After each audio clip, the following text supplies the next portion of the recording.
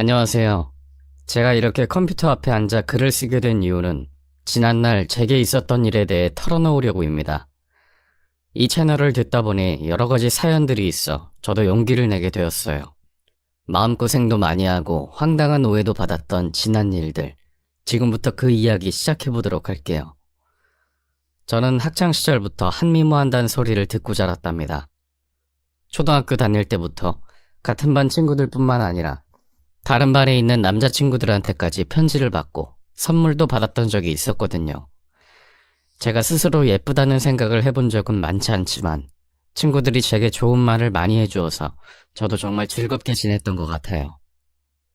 딸은 엄마를 닮는다고 하던데 저 역시 엄마를 쏙 빼닮아서 크고 동그란 눈과 계란형의 얼굴을 갖고 있었는데 이 모습이 외국 영화배우를 닮았다고들 했었답니다. 동네 어른들은 저를 보며 하나같이 말씀하셨어요. 어머나, 세상 천사가 따로 없네. 엄마를 아주 쏙 빼닮았어. 서진이 엄마, 나중에 미스코리아 시킬 생각 없어? 아유, 감사해요. 근데 미스코리아는 무슨요? 애들은 몇 번이나 얼굴이 바뀐다고 하잖아요. 모르죠, 뭐 앞으로 어떻게 될지. 아유, 엄마가 이렇게 예쁜데 다른 말이 뭐가 필요해. 그냥 이렇게 쭉 잘할 거야. 나중에 크면 진짜 너무 예쁘겠는데? 그래도 전 미스코리아 같은 건 안 시키고 싶어요. 말씀 감사해요. 나중에 서진이 크면 아까워서 시집이나 보내겠어? 나 같으면 못 보낼 것 같아.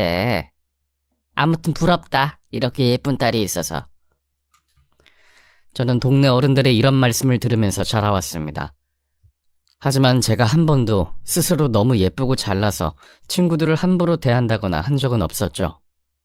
부모님이 그런 부분에선 매우 엄격하게 양육하셨기 때문에 특히나 조심하면서 자라왔던 것 같아요. 하도 어렸을 때부터 사람들이 예쁘다 예쁘다 하니까 제가 혹시나 버릇없게 자라게 될까봐 부모님은 항상 인성적인 부분을 중시하셨었는데요. 제가 조금이라도 듣기 안 좋은 말을 한다거나 하면 여지없이 혼을 내셨었어요. 서진이, 너 방금 그 말 무슨 말이야? 어? 어디 버릇없이 그런 말을 해? 아니, 나는 그냥 그게 아니라 엄마 있잖아. 됐어. 변명하지 마. 엄마가 분명히 여기서 네가 하는 얘기 다 들었는데. 응? 아무리 친구가 없을 때 하는 말이라고 하지만 너무하잖아. 친구 외모에 대해서 그런 말 하는 건 정말 버릇없고 경솔한 행동이야. 알겠니? 알았어, 엄마. 나는 그저 이 부분에 대해선 정말 확실하게 알아야 해. 겉으로만 보여지는 외모가 남들이 예쁘다고 해서 그게 진정으로 예쁜 게 아니야. 알겠니? 사람은 마음이 예뻐야 하는 거야. 내적인 아름다움을 가진 사람이 진짜 예쁘고 멋진 사람이라고. 제발 서진이 너 이것만은 확실히 알았으면 좋겠구나. 네, 엄마. 알았어요. 어린 마음에 친구가 못생겼다는 말을 했었는데 그 말을 들으신 엄마에게 아주 크게 혼이 난 적이 있었답니다.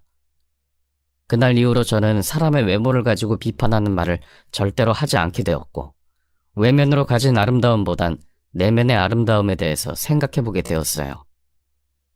그렇게 초등학교를 졸업하고 중학교와 고등학교를 다니면서 저는 공부도 열심히 했고 주변에 친구들도 많았답니다.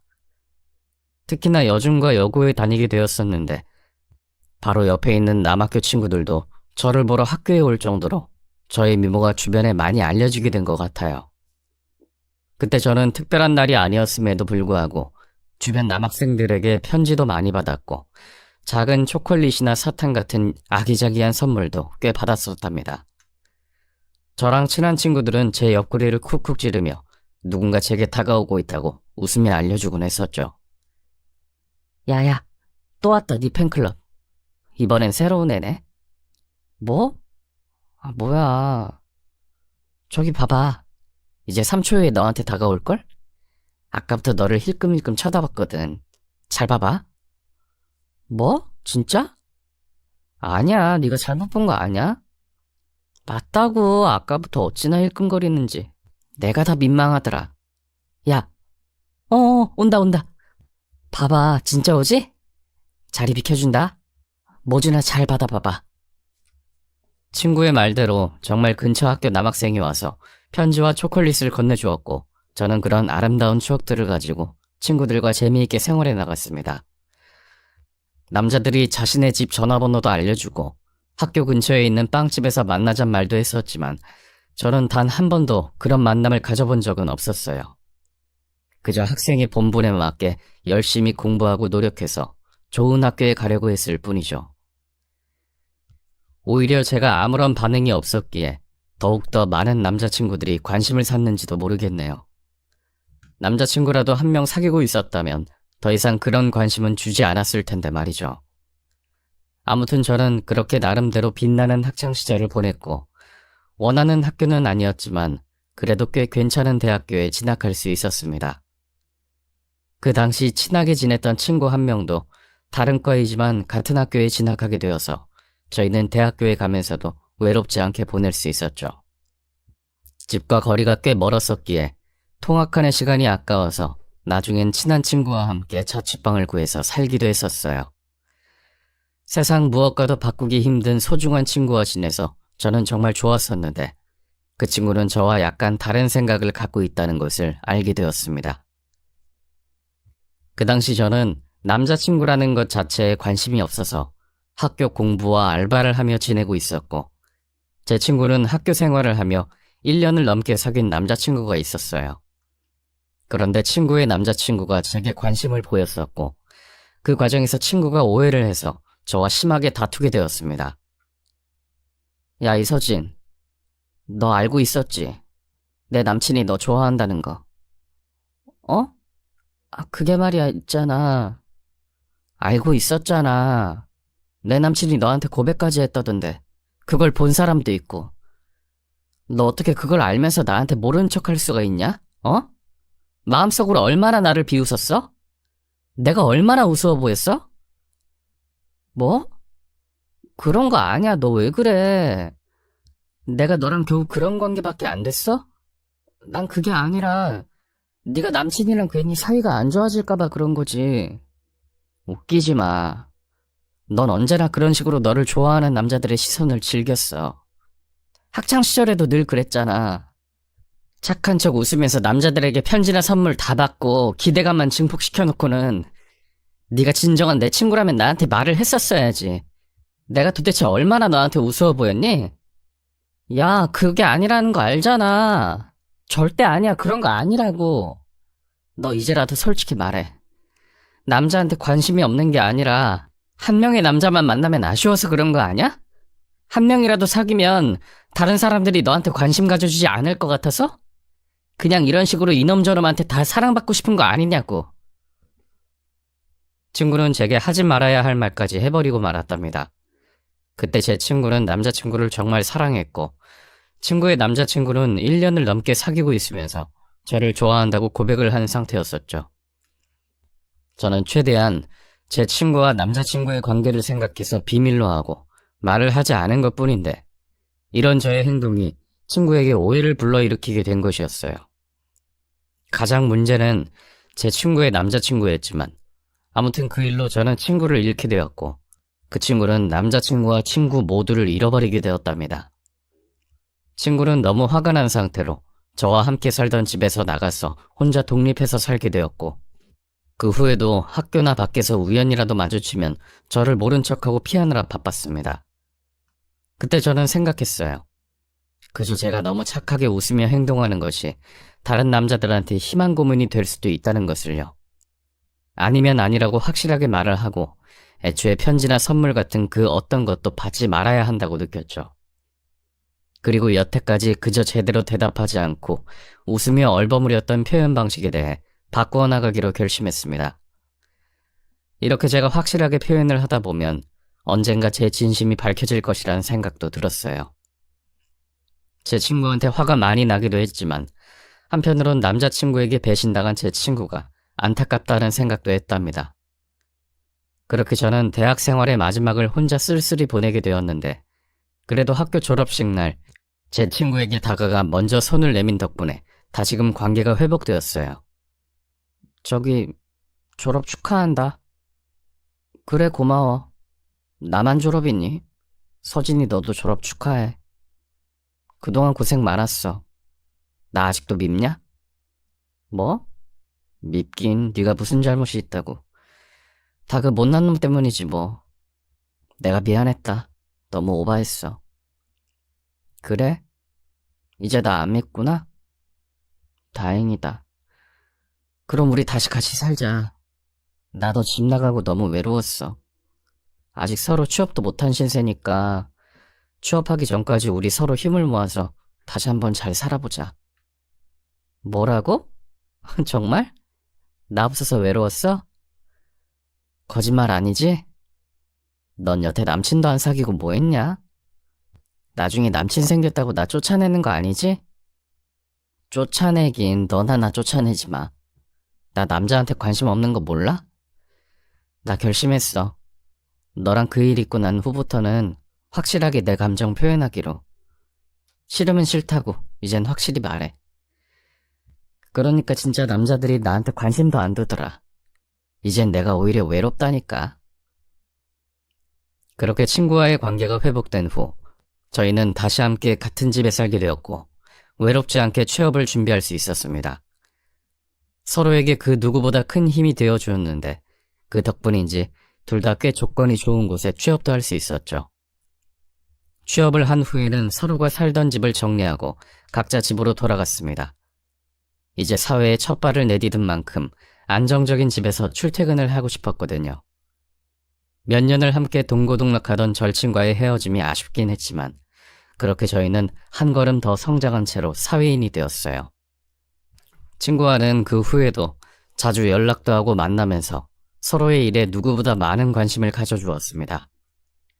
직장에서 힘든 일이 있을 때에도, 그리고 생애 최초로 제게 남자친구가 생겼을 때에도 저는 늘 그 친구에게 먼저 털어놓고 함께 공유를 했었죠.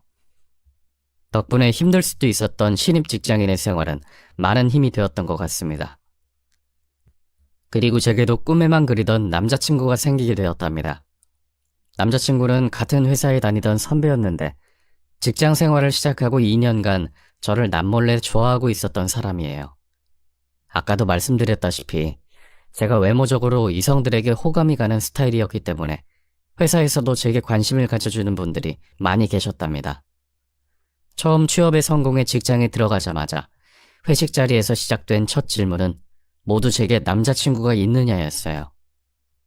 저뿐만 아니라 다른 여자 신입 직원들도 있었는데 제가 민망할 정도로 제게만 관심과 질문이 쏟아졌었답니다. 서준씨, 남자친구 있어요? 그 외모에 설마 없진 않을 테고.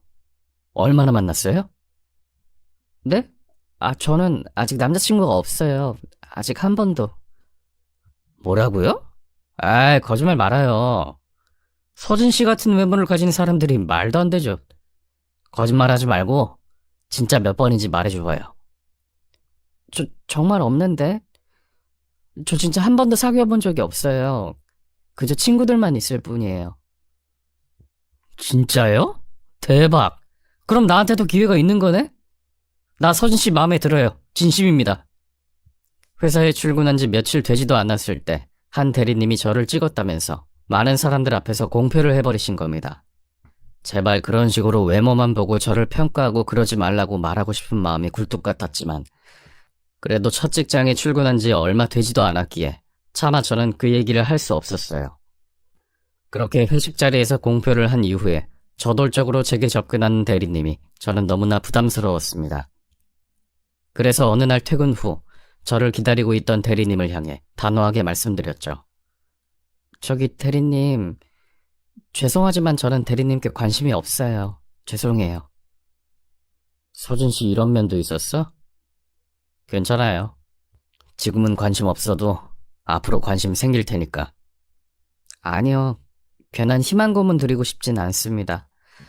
그리고 저와 아무 관련 없으신 대리님과 엮여서 회사 내에서 이상한 소문에 휩싸이고 싶지도 않아요.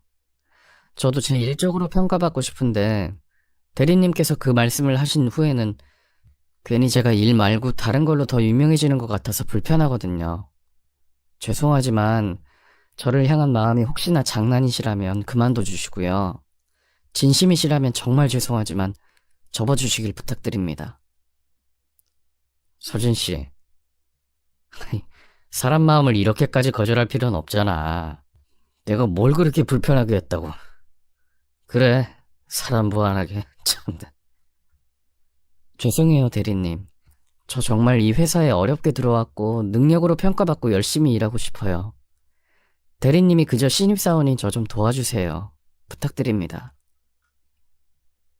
조금은 냉정하면서 단호한 제 말에 대리님은 살짝 무안하셨는지 인상을 쓰시며 집으로 가버리셨습니다. 그리고 그때 저희가 하는 얘기들을 들은 선배가 있었는데 그 선배와 저는 나중에 연인 사이로 발전하게 되었죠.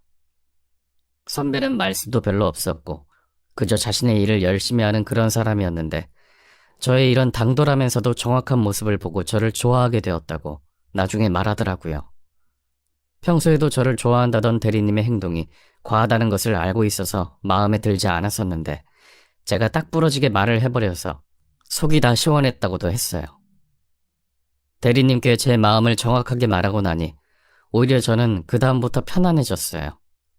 제게 보여지는 외모 같은 것으로 평가받지 않고 온전히 일적으로만 평가받을 수 있게 되었기 때문에 저는 다른 것은 전혀 신경 쓰지 않고 오로지 일에만 몰두할 수 있었죠. 더욱이 사람들에게 보여지는 외모를 꾸미려고 많은 시간을 투자하는 그런 멍청한 행동을 하지 않아도 된다는 것에 더더욱 홀가분했던 것 같아요.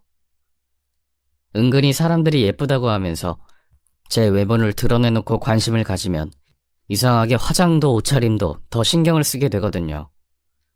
그런데 정확하게 제 의사를 표현한 후 겉으로 보여지는 것보다 내적인 것에 신경을 더 썼고 그로 인해 일의 능률도 올랐으며 회사에서 외모가 아닌 능력으로 인정받는 사람이 되어갔습니다. 그런 저의 모습을 가까이서 보던 선배가 저를 남몰래 좋아하고 있었고요. 한참이 지난 후 선배가 조용히 제게 편지로 마음을 표현했는데 거기엔 이렇게 적혀 있었어요. 내면이 더 아름다운 서진 씨를 오랫동안 마음에 두고 있었습니다. 당신의 보이는 외면의 아름다움은 그저 비교도 안 될 정도의 깊은 마음을 가진 당신을 진심으로 좋아합니다. 무엇보다 저를 내적인 아름다움으로 표현해준 선배가 저 또한 마음에 들었답니다. 여태까지 제게 좋다고 편지나 선물을 주며 접근했던 사람들은 그저 저의 예쁜 외모만 보고 평가했었거든요. 저를 제대로 알지도 못한 채 말이에요. 하지만 이 선배는 저의 내면의 모습을 보고 그리고 저의 일적인 능력을 보고 좋아해주는 것이라서 제 마음도 열리게 된 것 같아요. 그 선배와 저는 그렇게 비밀 연애를 시작하게 되었습니다. 최대한 회사 안에선 티를 내지 않으려고 노력을 했고 몇 달 동안 정말 아무에게도 들키지 않는 연애를 이어나갈 수 있었어요. 얼마나 아슬아슬 줄타기를 잘했던지 퇴근 후 서로를 토닥토닥 쓰다듬어 줄 정도였답니다. 하지만 비밀 연애가 마냥 좋은 것만은 아니더라고요. 회사 안에서 회식 자리도 있고 워낙에 많은 사람들이 모인 곳이다 보니 저를 향한 여러 가지 말들이 많이 나왔었나 봐요. 특히나 제가 남자친구를 단 한 번도 사귀지 않았다는 그 말이 이슈가 되어 남자 직원들 사이에서 저를 먼저 여자친구로 만든다느니 어쩐다느니 하는 말도 오갔고 예전에 제가 거절했던 대리님이 저를 좀 나쁜 식으로 얘기를 하면서 남자들에게 행동이 지나치게 친절하고 눈웃음을 짓는다는 거짓말까지 지어내고 있더라고요. 남자친구는 그런 말들을 들으면서 참 많이도 참고 있었나 봅니다. 급기야 나중엔 저와 술을 한 잔 먹다가 화가 머리끝까지 나서 제게 말했어요. 야, 나 정말 못 참겠어, 더 이상은. 그냥 확 우리 사이 다 말해버리고 더 이상 너에 대해서 그런 말 못하게 내가 아주 싹을 잘라버릴래. 뭐? 아니야, 조금만 참아. 이런다고 사람들 입에 안 오르내리는 건 아니잖아. 원래 남의 말 하기 좋아하는 사람들은 어떤 상황이든 다 말하는 법이야. 잘 알잖아. 나 그래도 너에 대해서 그런 말 하는 놈들은 못 참겠다. 도저히. 나 이대로 있다간 화병 생길 것 같아. 내가 아무리 말이 없고 조용하다지만 내 여자 가지고 이런 말 하는 건 못 참아. 오빠, 조금만 참자 그냥. 어? 다른 사람 말에 신경 쓰지 말고 우린 우리 연애만 하자고. 그러다 나중에 좋은 인연이 되어 결혼하게 되면 그때 얘기해도 되잖아. 난 우리만 굳건하면 다른 사람의 말 따윈 신경 쓰지 않아도 될 것 같은데? 응? 제발 오빠, 내 말대로 해줘. 화가 난 남친을 달래며 저는 결혼할 때까지 비밀로 하자고 했고, 겨우겨우 남친도 화를 누르며 제 의견을 따라주었습니다. 그 후에도 몇 번이나 남친이 폭발할 뻔한 일이 있었지만 고비를 잘 넘겼고, 어느덧 연애의 기간은 2년을 넘어서 서로에게 결혼이란 믿음을 갖게 되었어요. 제게는 첫 남자인 선배가 그 누구보다 든든했고, 단 한순간도 제 곁에 없어선 안 될 존재가 되어버렸죠. 남친 역시 그러했고요. 저희의 결혼 결심에 이어 회사의 결혼 소식을 알리자 사내에 있는 사람들은 모두 깜짝 놀랐습니다. 그리고 그동안 자신들이 제게 했던 행동들에 대해 굉장히 쑥스럽고 미안해하면서 말하더군요. 저기, 둘이 그런 줄 알았으면 안 그랬을걸. 아이고, 너무 웃기게 됐네, 이거. 괜찮아요. 다 모르고 그랬는걸요. 저도 말씀 안 드리고 죄송해요. 그러게 진작에 말 좀 해주지. 그동안 내 행동이 얼마나 웃겼겠어. 두 사람 정말 너무한다, 너무해. 진짜 무서운 사람들이네. 아무튼 결혼 축하해. 사람들의 축하를 받으며 저희는 그렇게 결혼을 하게 되었습니다. 양가 어른들의 축복을 받으며 영원히 행복할 줄만 알고 결혼 생활을 시작하게 되었죠.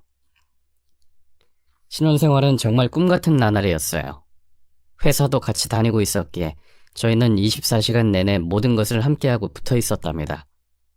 연애 땐 그렇게 헤어지기 싫어서 아쉬웠는데 결혼을 하니 헤어지지 않고 밤새도록 붙어 있을 수 있어서 너무나 행복하더라고요.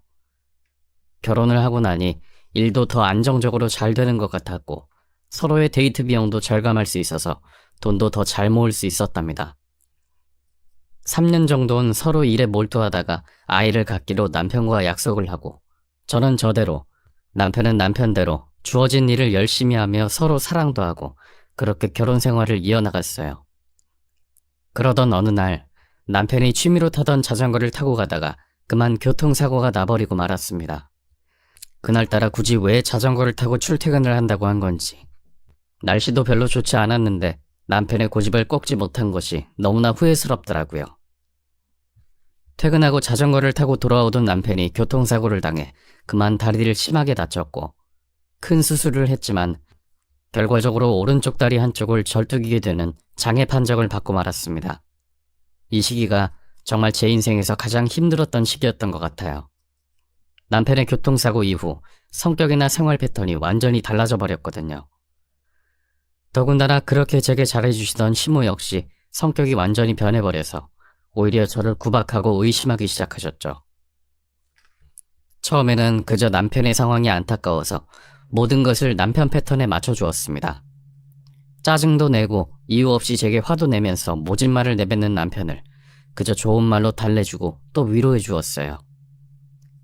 야, 이서진, 너 내가 이 모양 되니까 좋냐? 뭐가 그렇게 좋다고 얼굴에 미소가 가득해?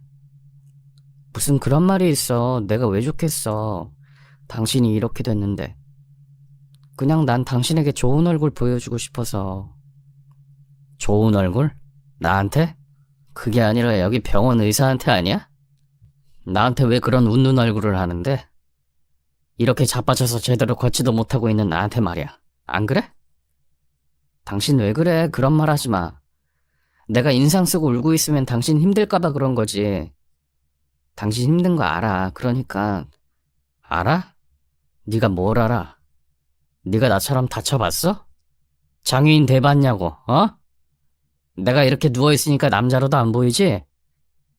너 좋겠다. 안 그래도 너 회사에서 인기 많잖아. 딴 놈들이 너 못 꼬셔 안 달랐었는데. 그러지 마, 여보. 당신 지금 그 말 진심 아닌 거 알아. 그러지 마요. 나 진심이야. 아주 진심. 내가 언제 쓸데없는 말 많이 하는 거 봤냐? 난 100% 진심이라고. 남편의 말도 안 되는 말에도 저는 그저 말없이 남편의 곁을 지켜주었습니다. 하지만 남편은 날이 갈수록 점점 막말을 하는 강도가 심해졌고 급기야 저를 의심까지 하기에 이르렀어요. 저도 처음엔 모든 것을 남편 입장에서 생각하고 좋게 풀어보려고 노력하고 있었는데 점점 심해지는 남편의 행동에 점점 지쳐가고 있었답니다. 그래도 어쩌겠어요. 하나밖에 없는 제 남편인 것을요. 이렇게 힘들 때면 생각나는 제 친구에게 전화를 걸어 하소연도 하고 울어도 보면서 마음의 상처를 치유해 나가면서 그렇게 살아갔어요. 하지만 저의 이런 생각과는 다르게 남편에 이어 시어머님까지 말도 안 되는 억지를 부리며 저를 못살게 굴기 시작했답니다. 결혼할 때만 해도 저의 곱상하게 생긴 외모가 너무 좋다고 하면서 이세가 너무 기대가 된다느니 세상 그 어떤 며느리보다 제일 예쁜 미인이라느니 온갖 달콤한 말을 하시던 분이 자신의 아들이 장애인이 되고 세상을 비관하게 되자 제게 못이 박힌 말들을 쏟아내더라고요. 예, 너는 어찌돼 내가 이런 상황 속에서도 혼자만 그렇게 얼굴이 곱니? 표정은 왜 그렇게 밝은 거야? 누구는 지금 생지옥 속에서 살고 있는데 아주 살판 났나 보네? 어머님, 그게 무슨 말씀이세요? 저 누구보다 가슴 아파요. 가슴 아픈 사람이 얼굴이 왜 그렇게 밝고 좋다니? 너 내가 결혼 전부터 들은 얘기가 있는데 아주 남자들이 너를 못 가져서 안달이 났다고 하더만. 혹시 너 내 아들 장애인 됐다고 이제 땀만 먹고 그런 거 아니지? 얼굴값 한다고 예쁜 애들은 믿을 수가 있어야지. 워낙에 불려시 같은 것들이 많으니 원. 네? 어머님 정말 왜 그러세요? 제가 여태까지 남자친구 한 번 안 사귀어보고 결혼한 거 잘 아시면서. 그러지 마세요. 지금 저도 누구보다 가슴 아프고 힘들어요. 됐다. 없는 말 지어서 하지 말어라. 그저 남자들 시선 즐기면서 생글생글 거리는 꼬라지가 아주 눈에 선하구나. 시어머니는 제게 이런 막말을 하셨고 저는 크나큰 상처를 받게 되었습니다. 세상 그 누구보다 가장 마음 아픈 사람이 바로 전데 그런 속도 모르고 말도 안 되는 억지를 말씀하시니 진짜 미쳐버리겠더라고요. 답답한 마음에 친정에 가서 가족들에게 하소연을 하게 되었고 가족들은 오히려 이런 시기에 더욱 굳건해지고 마음을 단단히 먹어야 한다며 회사를 잠시 그만두고 남편을 내조하면서 아이를 갖는 것이 어떠냐고 말씀하시더라고요. 일도 물론 중요하지만 세상 벼랑 끝을 경험하고 있는 남편의 마음을 곁에서 위로해주는 것이 더 중요하다고 하시면서요. 저는 이 말을 듣고 큰 결심을 하게 된답니다. 당장의 일보다 남편의 몸과 마음을 치유해주기 위해서 제가 노력이 필요하다는 생각에 회사를 잠시 쉬기로 결정하죠. 워낙에 회사에서도 인정받고 있었는지라 사장님께서 많이 아쉬워하시긴 했지만 남편의 사정 역시 너무 잘 알고 계시기에 미래를 기약하며 저를 보내주셨어요.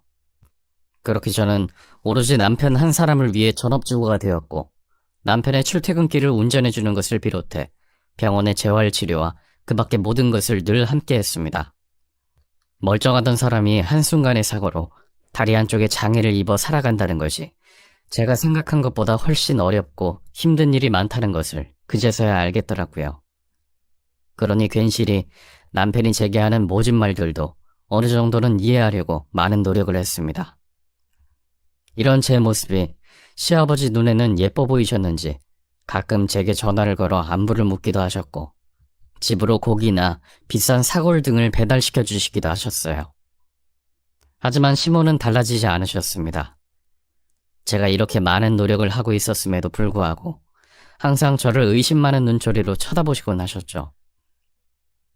더욱이 시모와 함께 갔던 백화점에서 아주 우연히 마주친 남자 대학 동기를 보고 나서는 제가 회사를 그만두고 남는 시간에 이 남자 저 남자 만나고 다니는 것 아니냐는 의심까지 하기에 이르렀어요. 너, 내가 간만 보니까 아주 그 남자랑 얘기하면서 좋아서 입이 해벌쭉 벌어지던데 그놈이랑 무슨 관계였어? 어? 그 후로 또 그놈 만나고 다니는 거 아니니? 그놈은 뭐하는 놈이길래 평일 대낮에 일도 안 하고 백화점을 왔다 갔다 한다니?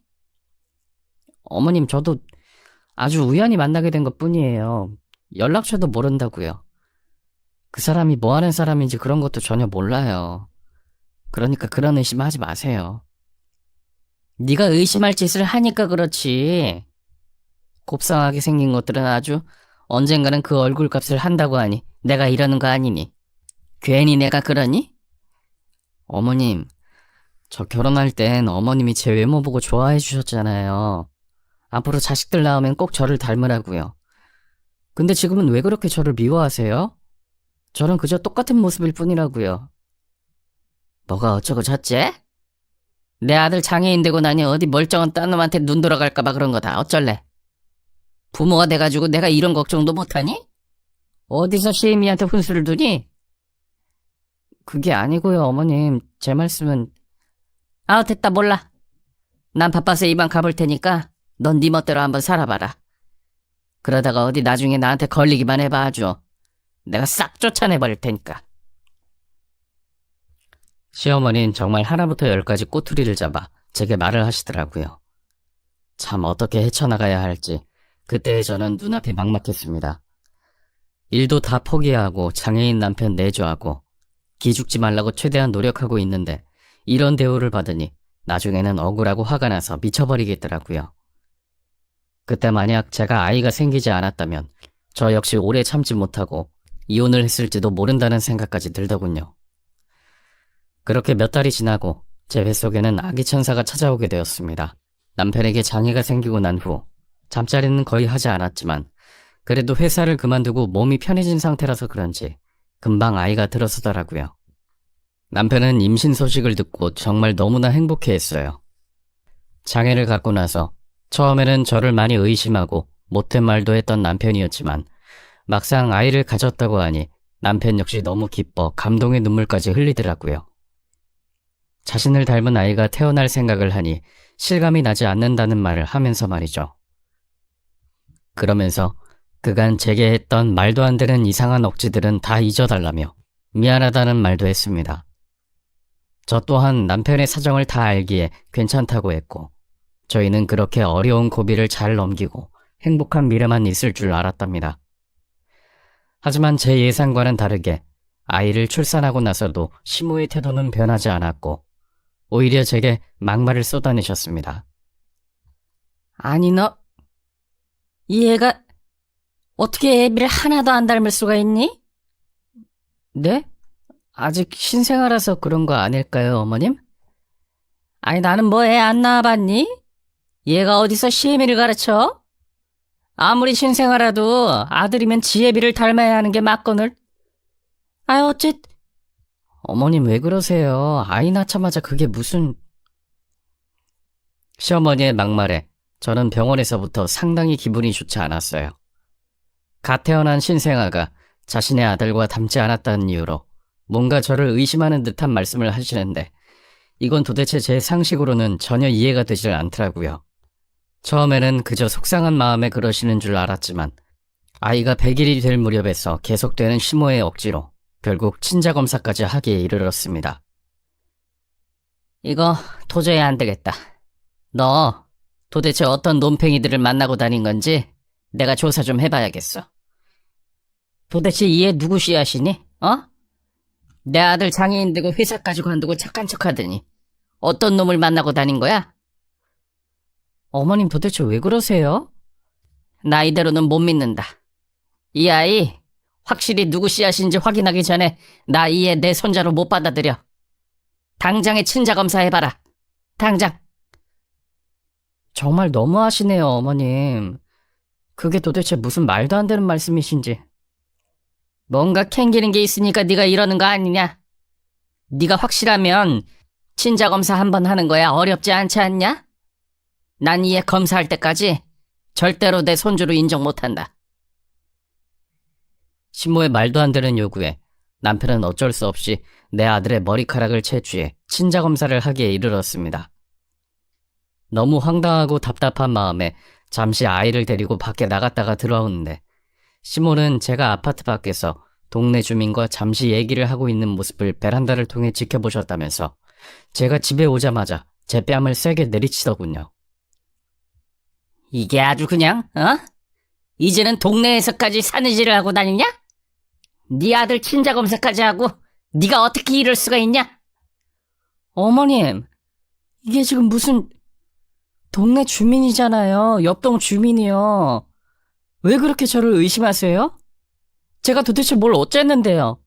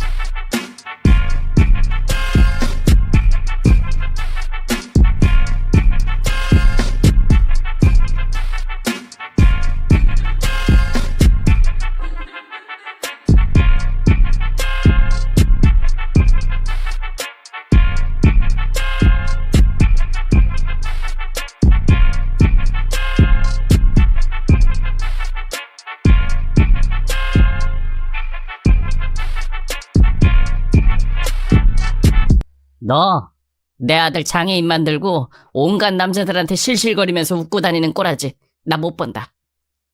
이에 친자검사 결과만 나오면 너 아주 각오해라. 어? 각오해. 내가 아주 동네방네 얼굴 못 들게 만들어버릴 테니까. 시모에게 뺨까지 얻어맞고 너무 황당한 마음에 친정으로 가버렸습니다.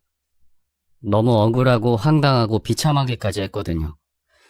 친정 부모님께는 속상해하실까봐 이런 시모의 행동을 말하지도 못한 채 그저 하룻밤만 잠을 자고 다시 집으로 돌아왔습니다. 집에 돌아오니 시부모님은 여전히 저희 집에 계셨고 남편이 막 친자검사 결과지를 가지고 집에 도착했습니다. 저는 당연한 결과라서 제대로 보지도 않았는데 허겁지겁 결과지를 열어본 그 순간 시모는 하얗게 질려 그만 그 자리에서 쓰러지고 말았어요. 너무 당황해서 저도 결과지를 보았더니 세상에 말도 안 되게 친자 불일치라고 쓰여 있는 것입니다. 남편도 시아버지도 저도 너무 놀라 그저 멍하니 서로를 쳐다보고 있던 그 와중에 남편에게 전화가 한 통 걸려왔어요. 다름이 아니라 검사소에서 결과지가 뒤바뀌었다면서 황급히 다시 와달라는 전화였습니다. 세상에 이런 일은 거의 없는데 너무 죄송하다면서 말이죠. 남편은 그제서야 안도의 한숨을 쉬며 검사소로 향했고 친자 검사가 일치한다는 결과지를 다시 가지고 집으로 돌아왔습니다. 그 사이 시몬은 정신을 차리고 다시 결과지를 보았는데 자신은 절대로 믿을 수가 없다고 하시며 아까 본 그 결과지가 진짜라고 빡빡 우기기 시작하더군요. 이것들이 나를 가지고 지금 장난을 쳐? 너 내가 모를 줄 알아? 지금 연기하고 있는 거. 아주 생긴 것만 곱상한 줄 알았더니 하는 짓거리도 똑같구나.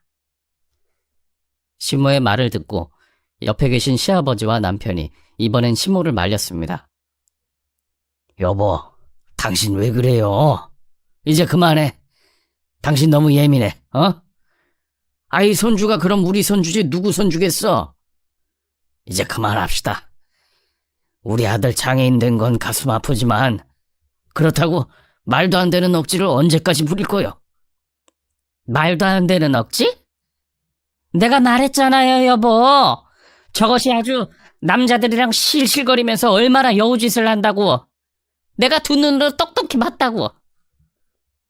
지 남편 장애인 만들어 놓고 아주 룰루랄라 하는 걸 보고도 그래요? 그리고 이 애를 봐봐요. 우리 아들 어디 한 구석 닮은 것도 없는 거 안 보여요? 난 인정 못해. 절대로 인정 못해요. 머리끝까지 화가 나는 것을 참고 있던 저는 이번엔 도저히 안 되겠다 싶어 시모에게 직접 친자검사를 하라고 단호하게 말했습니다. 어머님, 그렇게 의심스러우세요? 그럼 직접 모든 사람들이 보는 앞에서 어머님이 직접 머리카락 뽑으세요. 자요. 우리 아들 머리카락, 남편 머리카락 뽑으시라고요. 그리고 온 가족이 다 같이 검사소에 가서 친자검사 다시 하자고요. 그 방법밖에 없어요. 어머님이 직접 하시는 방법밖에요. 그리고 이 결과에서 만약 친자로 확인되면 어머님 다시는 제게 그런 말 하지 않기로 약속하세요. 아셨어요? 만약 이 아이가 다른 사람 씨앗이라면 저도 깨끗이 이 집에서 나갈게요. 돈 한 푼 안 받고 이 아이만 데리고 나가겠습니다. 어때요? 이러면 어머님 속이 시원하시겠죠? 아이고 이년아, 그래. 이제야 본색을 드러내는구나. 어디 한번 해보자. 그래, 어디 해보자고. 시모는 큰 소리를 치며 제 제안을 받아들이셨고 손수 친자검사를 위한 머리카락을 뽑아서 검사소에 가져다 주셨어요. 그리고 받아들게 된 친자일치란 검사 결과. 시모는 믿을 수 없다는 듯 황당한 표정을 지었지만 저는 그 뒤로 시모께 단호하게 말씀드렸습니다. 어머님, 어제 저랑 한 얘기 잊지 않으셨죠? 이제 그만 좀 하세요. 하나밖에 없는 어머님 손주라고요. 아시겠죠? 아니, 이럴 리가 없는데? 이럴 리가 없다니요. 어머님이 직접 하셨잖아요. 모든 과정을. 이제 앞으로 제발 좀 이상한 생각하지 마세요. 아셨죠? 저도 더 이상은 못 참아요, 어머님. 시모에게 단호하게 말씀을 드리고 난 후 모든 상황이 정리가 되었고 시부모님도 집으로 돌아가셨습니다. 저는 그 후로 슬슬 회사에 복귀 준비를 하기 시작했어요. 이제 남편도 어느 정도 몸과 마음의 상처가 치유된 것 같고 저도 저의 일을 언제까지 쉴 수만은 없으니까요. 그리고 아이도 돌이 가까워질 무렵 점점 아빠의 얼굴을 닮아가는 모습을 보고 시부모님도 마음속으로 은근히 좋아하고 계시는 것 같았습니다. 이때를 틈타 저는 시모에게 아이를 양육해 줄 것을 부탁했어요. 아직 나이도 젊으시고 건강하신데 하나밖에 없는 손주는 충분히 봐주실 수 있다고 생각이 들었거든요. 시모는 처음에는 말도 안 된다고 말씀하셨지만 제가 막무가내로 돈을 벌어야 한다고 밀어붙이자 어거지로 제 부탁을 받아들이셨답니다. 저는 시모께 매월 200만 원의 월급을 드리며 아이의 양육을 부탁드리고 있어요. 그래도 제가 회사에서 그동안 쌓아놓은 커리어와 경력이 있는지라 월급을 꽤 많이 받고 있거든요. 시모는 능력 좋고 평판도 좋은 제게 아무 말도 못하시고 그저 주는 월급을 받으시며 열심히 손주를 돌봐주고 계신답니다. 그래도 다행인 건 그 누구보다 손주를 물고 빨고 하시며 예뻐해 주신다는 거예요. 점점 자신의 아들을 쏙 빼닮아가는 손주의 모습이 마냥 예쁘신가 봅니다. 그렇게 그날의 사건 이후로 시몬은 더 이상 저를 의심하지 않게 되셨고, 혹시나 조금만 이상한 말투로 제게 말씀하시면 저 역시도 가차없이 단호하게 받아쳐버리는 통에 어머님도 많이 기가 죽으셨어요.